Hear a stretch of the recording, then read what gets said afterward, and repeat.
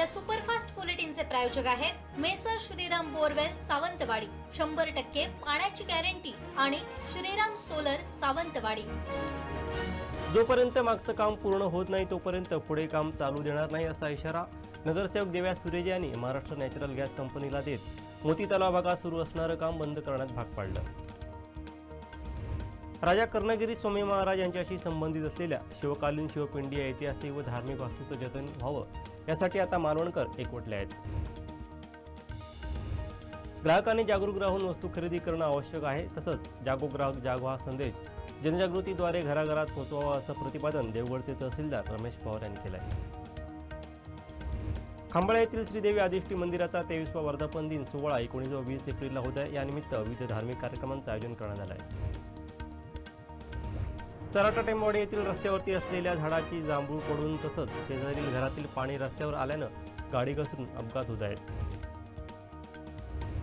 जिल्ह्याच्या आरोग्य प्रश्नासंदर्भात 29 एप्रिल 2026ला सावंतवाडी येथे जनता आरोग्य दरबार आयोजित करण्यासंदर्भात सावंतवाडी तालुक्यातील सर्व संस्था संघटनांची महत्त्वपूर्ण बैठक शनिवारी 18 एप्रिलला होणार आहे।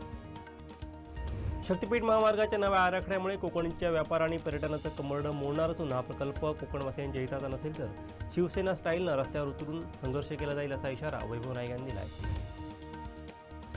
दोडमार्ग ग्रामीण रुग्णालयाजवळ एक कार घळणीत जाऊन अपघात झाला। सुदैवानं चालक व त्याची पत्नी सुखरूप असून कारच्या दर्शनी भागाचं मोठं नुकसान झालंय। तोंडवली बोबाटेवाडी ग्रामस्थांनी क्रशरबाबत बुधवारी सुरू केलेल्या उपोषणास बुधवारी रात्री कणकवली तहसीलदार दीक्षांत देशपांडे यांनी भेट दिली। ग्रामस्थांनी ETS मशीनद्वारे खोदाईचं मोजमाप, घराची नुकसान भरपाई, क्रशर बंद करणं या मागण्या लावून धरल्या। मात्र तहसीलदार यांनी आपल्या हातात नसल्याचं सांगत आपलं म्हणणं मी जिल्हाधिकारी यांच्याकडे पाठवतो असं सांगून उपोषण सोडण्याचं आवाहन केलं। मात्र मागण्या मान्य होईपर्यंत उपोषण सुरूच ठेवणार असल्याचं ग्रामस्थांनी सांगितलंय।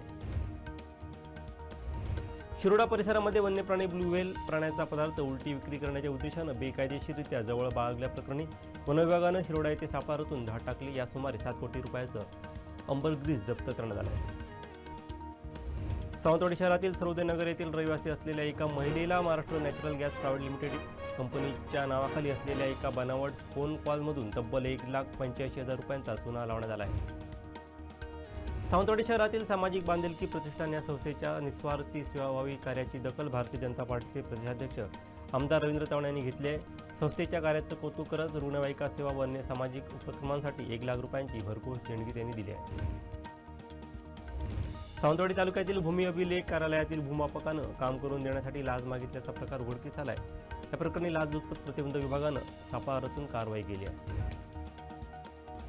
नाशिक येथील बंधुबाबा अशोक खरात याचा निकटवर्ती जितेंद्र शेळके याचा शुक्रवारी समृद्धी महामार्गावर भीषण अपघातात मृत्यू झालाय।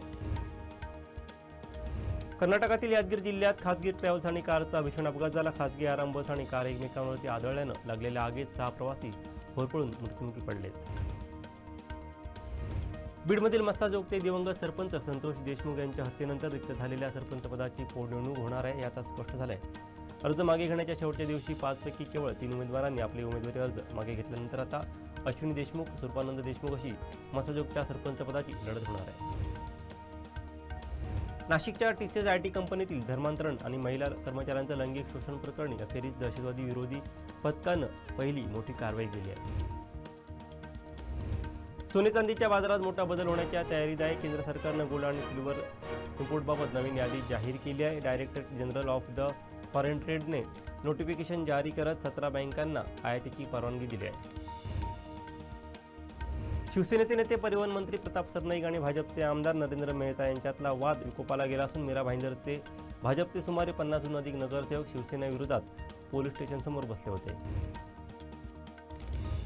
नाशिकमधील शासकीय, निमशासकीय आणि जिल्हा परिषद वाहन चालकांच्या दृष्टीने एक महत्त्वाची बातमी आहे। शासकीय, निमशासकीय, जिल्हा परिषद वाहन चालक येत्या 21 एप्रिलपासून बेमुदत संपावरती जाणार आहे। संसदेच्या विशेष अधिवेशनात राहुल गांधी यांनी महिला आरक्षण विधेयक, लोकसभा मतदारसंघ पुनर्रचना विधेयकावरती भाषण केलं। त्यांच्या भाषणादरम्यान सत्ताधारी पक्षाच्या खासदारांनी अनेक वेळा व्यत्यय आणला। लोकसभेचे अध्यक्ष ओम बिर्ला यांना अनेक वेळा भाषणादरम्यान हस्तक्षेप करावा लागला। भारतीय जनता पक्ष गेली 10 वर्ष पक्ष फोडत होता, आमदार खासदार फोडत होता, राजकीय घरांमध्ये फूट पाडत होता, जातीच्या आणि धर्माच्या नावाखाली माती भडकावत होता। पण आता यांची मजल देशात 2 गट पाडण्यापर्यंत गेली आहे। डिलिमिटेशनच्या नावाखाली स्वतःची सत्ता अबाधित ठेवण्यासाठी भारतीय जनता पक्ष जो प्रयत्न करत आहे त्यांनी हा देश कायमचा दुभंगेल आणि राज्यात स्वायत्ततेची मागणी सुरू होईल. एवढंच नव्हे तर याचे परिणाम आपल्या संरक्षण आणि गृह विभागात देखील दिसून येतील अशी भीती व्यक्त करत मतदारसंघ पुनर्रचनेला मनसे प्रमुख राज ठाकरे यांनी कडाडून विरोध केला आहे.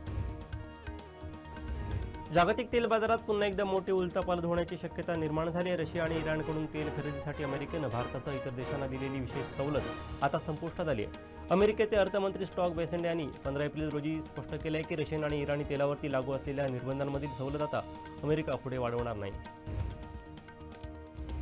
बृहन्मुंबई महापालिकेने 20 एप्रिल ते 27 एप्रिल 2026 या कालावधीत मुंबई आणि पूर्व उपनगरातील अनेक भागांमधील पाणीपुरवठ्यात तात्पुरती 5% कपात जाहीर केली आहे. मुंबई पुणे द्रुतगती मार्गावरती दुचाकी बंदीचा नियम धाब्यावरती बसून भरधाव वेगानं वाहन चालवणा एका तरुणाला मागात पडला आहे.